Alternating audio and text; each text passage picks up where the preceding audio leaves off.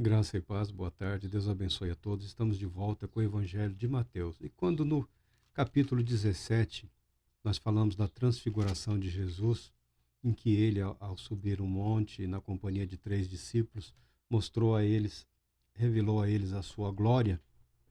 Logo após esse evento, quando Jesus desceu, encontrou uma situação um tanto quanto constrangedora, né? Os demais discípulos estavam tendo dificuldades de curar uma criança ou de libertar aquela criança. No capítulo 17, no versículo 15, o pai do menino diz assim: Senhor, compadece-te do meu filho, pois tem sofrido horrivelmente com ataques epiléticos. Muitas vezes cai no fogo e outras tantas na água. O importante nós deixarmos bastante claro que a epilepsia é uma doença, é um problema neurológico que possui tratamento. No mundo antigo, toda e qualquer, toda e qualquer doença que manifestava esses sintomas, né, convulsões, eles se referiam como que causadas por espíritos, né?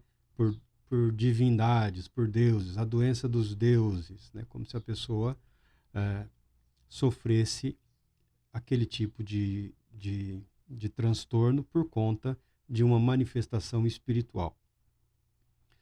Na verdade, no Evangelho aqui, o que provocava essas convulsões era a presença de um demônio, a presença de uma entidade maligna que atacava aquela criança, fazendo com que ela sofresse crises semelhantes à epilepsia. Então, de todo aparentava crises epiléticas. Os discípulos aqui entenderam que era causado por um demônio, mas não foram capazes de expulsar aquela entidade ou aquela casta, tá? Isso gerou e tem gerado através dos tempos uma enormidade, um estigma, né, de que a pessoa que sofre algum problema neurológico, né, algum transtorno, algum problema de saúde neurológica, ela é sempre endemoniada. Isso não é verdade, tá? Isso não é verdade. Problemas e transtornos neurológicos devem ser tratados com um médico especialista. Alguns se manifestam na infância, até a adolescência, outros vão requerer tratamento ao longo da vida, mas tem tratamento, é possível até a cura, tá? Existe tratamento, existe cura. A medicina tem batalhado, tem atuado fortemente muito em todas essas áreas, né? Não só da saúde neurológica, mas também da saúde mental, como se diz, né? Saúde mental. Então, é importante deixarmos claro isso, tá? Um sintoma não significa necessariamente a condição descrita na Bíblia como uma possessão demoníaca, que eu qualifico mais como uma tentativa de possessão, porque não há uma posse, não há um domínio da entidade sobre o corpo, sobre a mente dessa criança. Se nós pegarmos a Bíblia e lermos atentamente, são poucos os casos que podem ser descritos como uma possessão, ou um domínio completo, ou uma simbiose, uma parceria entre o indivíduo e aquela entidade. Mas o fato é que faltou aos discípulos a autoridade necessária para livrar aquela criança, para libertar aquela criança. E como nós já deixamos bastante claro, esse é um dos mistérios que a Bíblia mostra para nós, tá? Esse é um dos mistérios. Uma criança endemoniada não faz sentido, não deveria nunca ocorrer isso, né? Não devia nunca, porque as crianças estão guardadas e protegidas pela graça divina. Não vamos tentar especular aqui desnecessariamente. Em momento oportuno, nós vamos falar desse tema de uma maneira mais abrangente. Mas por que os discípulos não tiveram autoridade sobre aquela entidade que Jesus expulsou e curou a criança. No capítulo 18 diz assim: Naquele momento os discípulos aproximaram-se de Jesus e perguntaram: quem é o maior no reino dos céus? Quem é o maior? Isso é bastante comum. Você cria um grupo, você estabelece um grupo, uma irmandade, uma fraternidade, e às vezes você precisa organizar uma hierarquia, que não significa necessariamente superioridade ou inferioridade, apenas uma distinção em relação às responsabilidades. Porque os discípulos não foram capazes de expulsar aquele demônio? Pelo orgulho, pela arrogância, pela soberba, que, vez ou outra, invade a mente e o coração das pessoas. Nem sempre o maior mal é o que causa mais tumulto. Nem sempre o maior mal é aquele que chama grandemente a atenção. O mal, em outras ocasiões, ele é sorrateiro. O mal nem sempre se manifesta através de uma possessão. Há ocasiões em que o mal se manifesta através de uma influência, de uma atitude sedutora, encantadora, né? Pequenas ideias, pequenos conceitos, um estímulo a um pensar diferente, um pequeno estímulo a um agir no limite da verdade. Isso pode causar um estrago muito maior do que a possessão. E nós vemos aqui na vida dos discípulos, na vida dos apóstolos. Tá? Enquanto discutiam qual deles era o maior, qual deles era o superior, quem seria o cabeça entre todos, o mal teve tempo e oportunidade para atacar a vida daquela criança e prevalecer, ainda que temporariamente, sobre os discípulos do Senhor Jesus, E tudo que Jesus faz é reconduzi-los sempre para a atitude de servos de Deus, para a atitude de dependentes de Deus, de agentes da graça divina, com um propósito claro e estabelecido. Quando eles perguntam quem é o maior no reino dos céus, Jesus chama uma criança, coloca aquela criança no meio deles e diz: com toda certeza vos afirmo que, se não vos converterdes e não vos tornardes como crianças, de modo algum entrareis no reino dos céus. Entrarei no reino dos céus. Nós podemos ver, nós podemos entender aqui, pela palavra de Deus, qual o motivo, qual a razão. Estavam se achando o máximo. Às vezes, o máximo nas questões espirituais não passa do mínimo. E, em raras ocasiões, ele é mais do que insuficiente. Ser o máximo nesse mundo não significa absolutamente nada diante de Deus.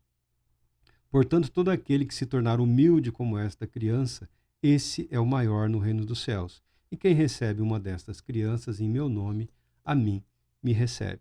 Exatamente, Jesus pegou uma criança mesmo, uma criancinha, tá? E colocou essa criança. Por quê? A criança, ela sabe da sua dependência em relação aos seus pais. Ela depende em tudo. E nós devemos manter essa humildade diante de Deus, reconhecer que em tudo somos dependentes dele.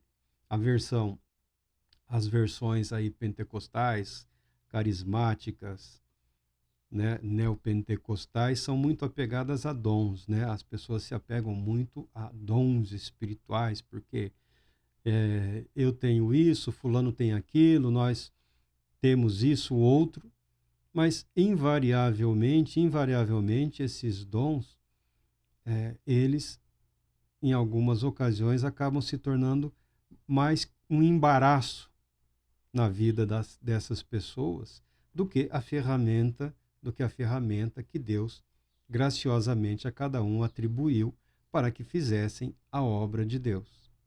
Porque a Bíblia declara: maldito é aquele que faz a obra do Senhor relaxadamente. Há um revestimento, há um revestimento disponível para todo cristão. Esse revestimento se manifesta através da palavra de Deus e através do Espírito Santo de Deus. O Espírito Santo não só habita, como também reveste, ou seja, capacita. Ele possibilita que as ferramentas naturais, oriundas do trabalho, da dedicação, da vontade, né, do intenso labor, sejam como que convertidas em espirituais, ou seja, através da graça de Deus, passam a ter valor diante de Deus. O Espírito Santo assim atua para que nós não caiamos na armadilha, nas ciladas. Nas ciladas. Quais são as ciladas? Jesus passa a falar das ciladas. É mais fácil ensinar praticando. Então, o tropeço dos apóstolos criou oportunidade para Jesus explicar uma verdade espiritual. Entretanto, se alguém fizer tropeçar um destes pequeninos que creem em mim, melhor lhe seria amarrar uma pedra de moinho no pescoço e se afogar nas profundezas do mar. Veja a postura de Jesus em relação às decepções, aos fracassos, aos fiascos. O Evangelho de Deus, como o apóstolo Paulo fala, não é motivo de vergonha. Muito pelo contrário, é motivo de intensa alegria. Não me envergonho do Evangelho. Não me envergonho do Evangelho de Jesus Cristo. Não me envergonho de Jesus Cristo. Porque é o poder de Deus para a salvação. O Evangelho revela Cristo, que revela Deus, que graciosamente nos concede a salvação. Foi um escândalo? Foi um escândalo.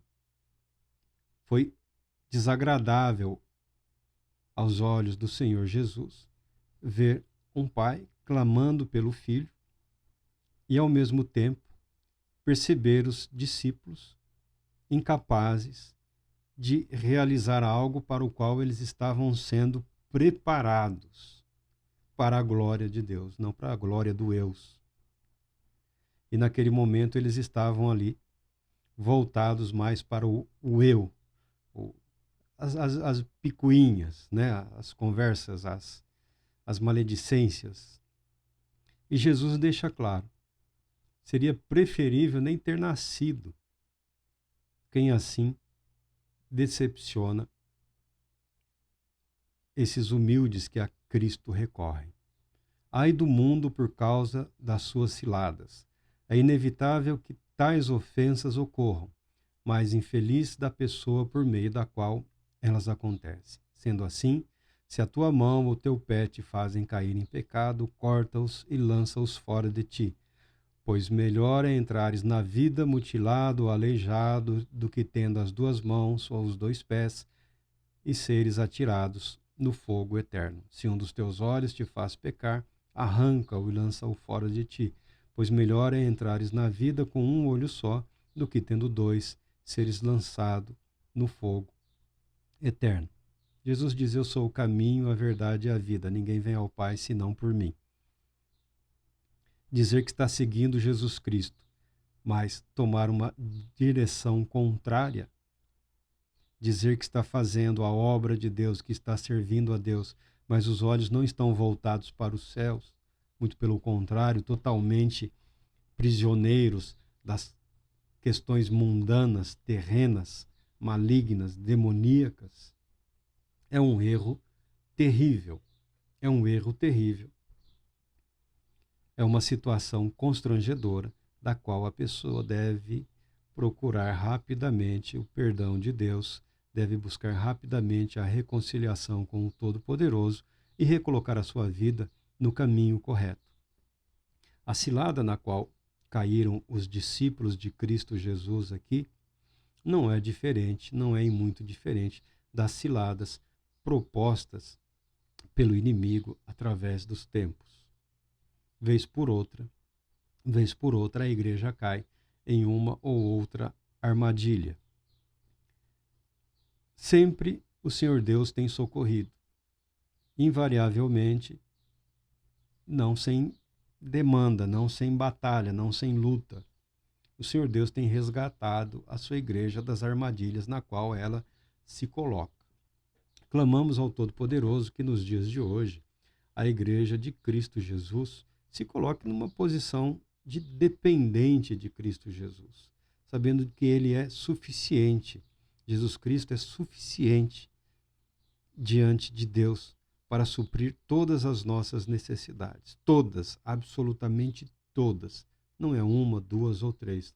Todas as nossas necessidades. Esse é o desafio da vida cristã. É viver, é batalhar, é trabalhar, é se dedicar, mas reconhecer que em todas as coisas somos mais do que vencedores através daquele que nos amou primeiro. Reconhecermos o agir de Deus através das nossas vidas e nas nossas vidas nas mais diversas circunstâncias, as mais desafiadoras circunstâncias. Há momentos, como este enfrentado pelos apóstolos aqui, em que o inimigo parece um gigante, o inimigo parece um exército, que todo empenho de oração, que todo empenho de fé, que todo empenho de clamor a Deus parece que vai falhar.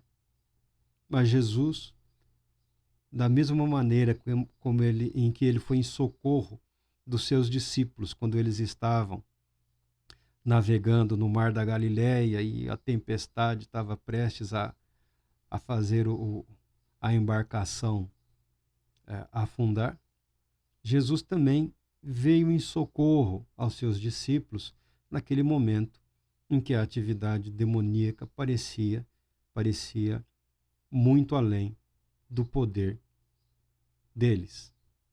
E o era, muito além do poder deles. Mas não é, nunca foi e nunca será além do poder de Cristo Jesus. Deus Todo-Poderoso te abençoe e te conceda a paz. Querendo Ele, retornaremos em breve.